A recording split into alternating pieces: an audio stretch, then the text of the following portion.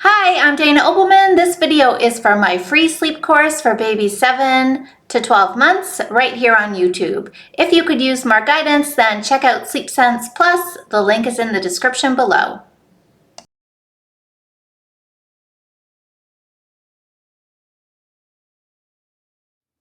Good morning. I hope your night 10 went fairly well. Again, if you noticed a little bit of protest, that's nothing to worry about. And for some of you, not a problem at all. She handled it great. I want to give you some tips today on something else that can cause a little bit of a sleep regression, and that's developmental milestones. They almost always cause a sleep regression, and it's really because the body is so motivated to master a skill that it's almost biologically impossible to ignore it. It's like having an itch and needing to scratch. And you'll notice that your baby, I can remember my son when he learned to sit up in his crib. He would sit up in his crib and cry because he couldn't figure out how to get back down. I would have to go in, lay him down, and leave. 2 minutes later, there he is again, sitting up in his crib, crying because he doesn't like it. I go in, and so on. And this would go on. I think one night it went on for 45 minutes before he finally fell asleep. And the whole time he's getting more and more frustrated with this, and he's getting more and more fatigued, and I'm getting frustrated with this. And I would think to myself, why do you keep doing this? You don't like it clearly. But it's just that biological need to practice a skill until there's a certain level of mastery around it, and then the body can relax. So this will happen with crawling.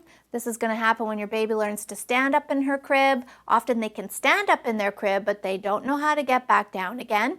It'll happen with walking, and it even happens with language acquisition. So anytime you notice a little surge in your baby's language, most likely there's some sort of little regression in sleep, maybe in the nap or in the night, that's also kind of accompanying this. And that is absolutely fine. Don't worry. Try to ignore it, and it'll phase out again. But what can you do in the meantime? If your baby is legitimately stuck, it would be unfair to leave them without any kind of intervention at all.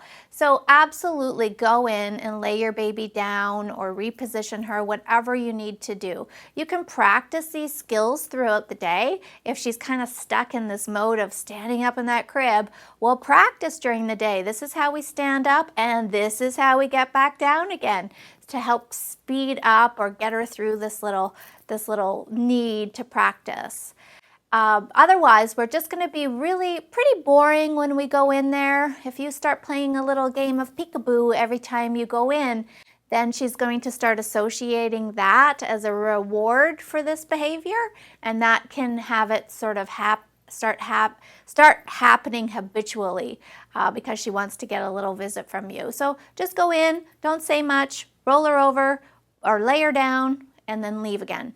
And you might have to continue to do this every 5 minutes or so until she finally falls asleep. It's a phase. It takes about a week or two, but you'll get through it, and then she'll go back to being a beautiful sleeper until the next developmental milestone.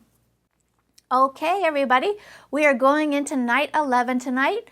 No change. We're leaving that room. You should notice if there was protest last night. You should notice that there's even less of it tonight, or none at all. Have a great night. See you tomorrow.